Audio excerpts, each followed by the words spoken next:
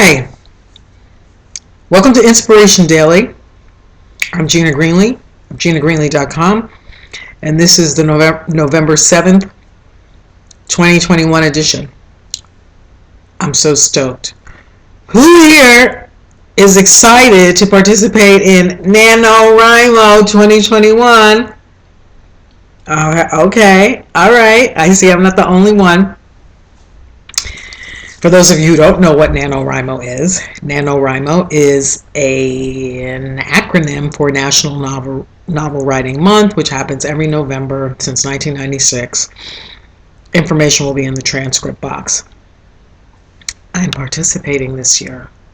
I sort of participated in 2012, and I didn't finish that novel.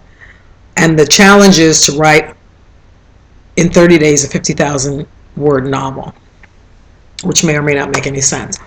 But it's really about showing up for yourself. And I love that idea. I'm inspired by that. And I'm inspired by what I'm going to write about. I did write and publish a novel called Hush Life in 2015.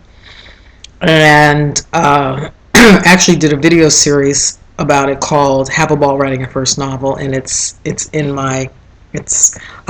put the link to that as well in the transcript box. But here's what I'm really excited about. I've written 19 books. The 19th is the first time I've collaborated with another author, and it was a very intense book. It's a business book. It's called A Business of Race. I've mentioned it here before. I'll put that information in the transcript box. It's about racial inequity in the workplace. It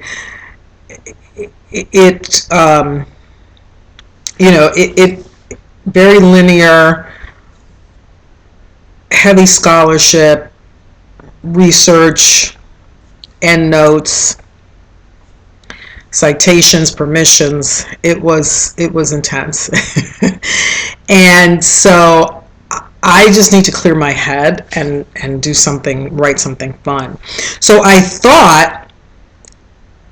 knew a month ago in October that I was going to participate in NaNoWriMo for the first time in 9 years. I thought I was going to finish what could be called a sequel to the novel that I did publish called Hush Life in 2015, because some readers have asked for that. But again, it was feeling like work, and I got a day job, and I've just come off of this really intense writing period. I'm also in the process of marketing it, and that's been very intense for me. And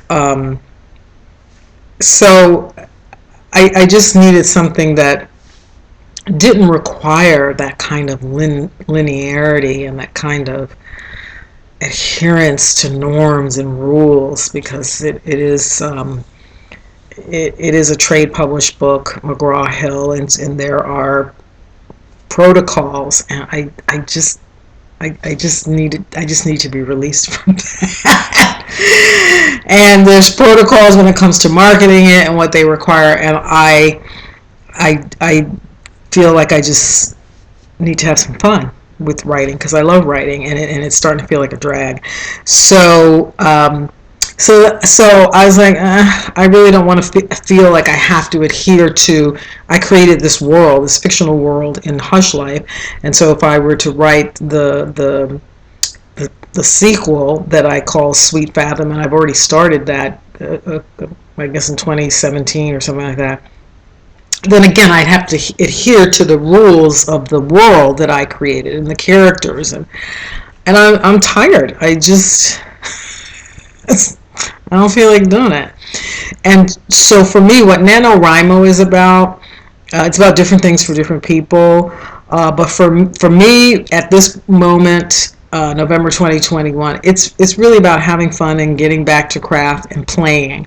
And I'm going to put more about how to play with writing in the transcript box as well. So then I just said, well, let's just play with a completely fresh idea and not feel like I have to adhere to some sort of linearity and structure and any predispositions. So I decided I wanted to play with the idea of how the pandemic has, at least in this moment, remade aspects of society. Let's just take one, working from home, and how, there are a lot of people some people want to go back to the office, some people want to work from home full time, and other people want a hybrid.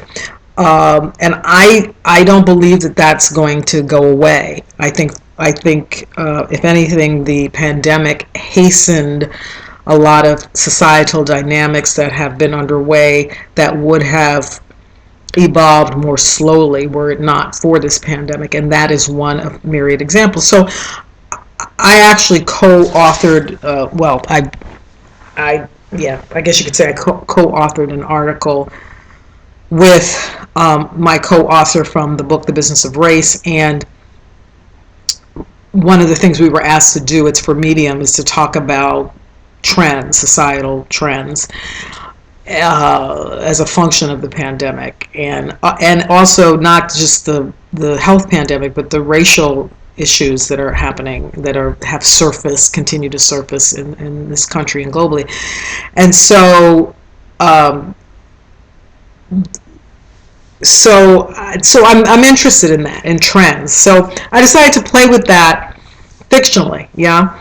And then I was working on it tonight. I was like, no. First of all, I was bored, and if you're bored, the reader's going to be bored. So, and again, I think I was trying to riff off of the work that I've just completed, and this article that came out in Medium, it's Authority magazine published by Medium. I don't know. I think maybe I was cheating. I thought, this is my headspace, but that's not the headspace I want to be in. And I got that not by sitting outside of the experience and ruminating about it, but by doing what I call go to the work, by actually engaging the writing. It was very clear to me. I was like, I really don't want to be writing about this, because I was researching, and I don't want to be researching anymore. I want to be reading articles. I want to play in the sandbox of my imagination. And so I let that go.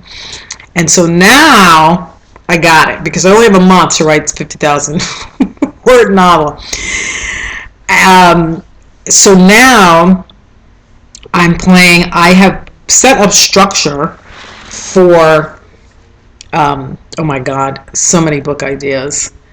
And Isaac Asimov, the late Isaac Asimov, science fiction novel, and he wrote a lot of other things. He's a great thinker.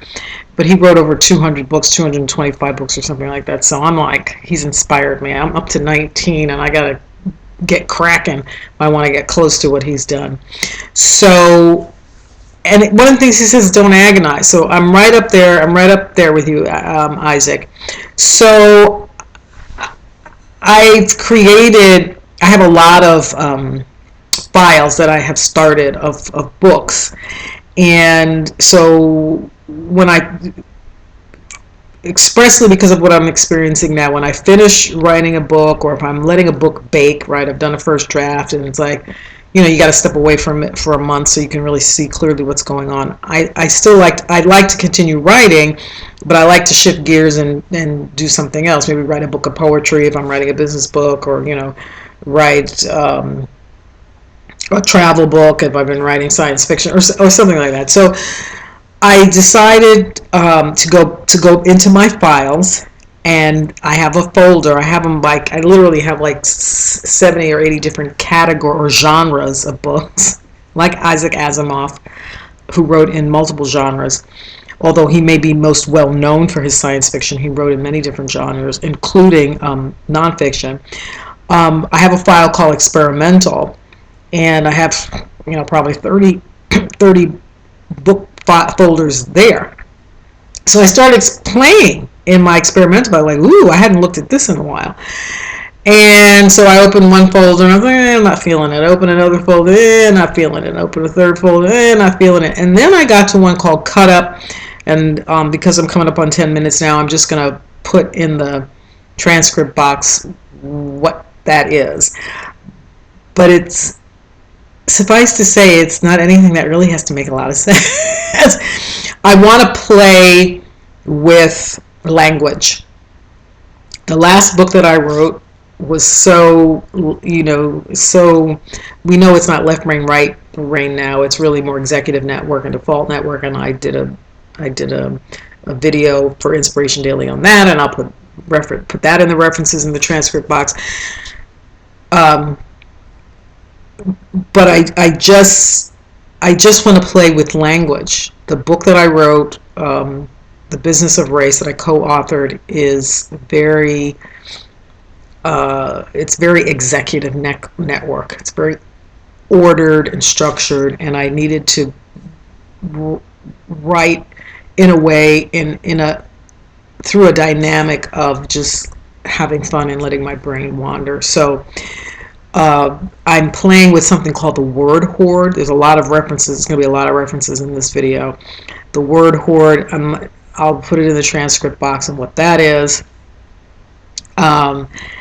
And I just want to play with language. I don't really care whether or not it makes semantic sense. And this is really key for my journey over the next 30 days crafting this novel. It's the beauty and the lyricism and the rhythm and the poetry of the actual phonemes themselves.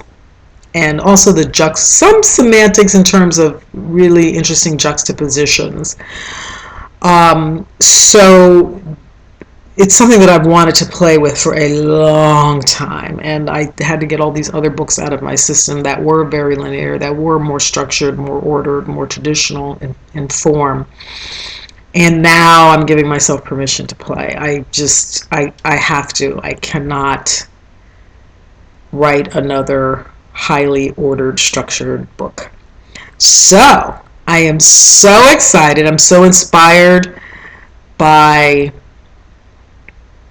not just NaNoWriMo, but by my willingness, because NaNoWriMo has been around for decades, and I wrote a novel without using the NaNoWriMo process, and I've written 18 books without using anybody else's process except my own. So what really inspires me is my ability to inspire my own self. Is my ability to, I'm inspired by the writing itself, by communing, by relating directly to the writing itself, and not going to the page ruminating about the writing, but actually being connected to and related to the writing. And I've written about that on my blog, and I will put that link as yet another resource. This is a heavily resourced video this time. So I'm juiced. Some of you might say, well, do you have a title? I have a working title. It's called Cut Up, because it's the cut up technique. And again, I'll put that transcript box. I just call it Cut Up because I got to call it something, in my documents. So I'm really excited about it, and I'm one foot in front of the other. It's a total experimental journey, and that's what's fun about it. I don't know. I have no idea other than playing with language and playing with phonemes and swimming in the default network space. I know nothing, and the fact that the commitment is 50,000 words by the end of the month, that's all I know. Everything else is up for grabs, and that's exactly what inspires me.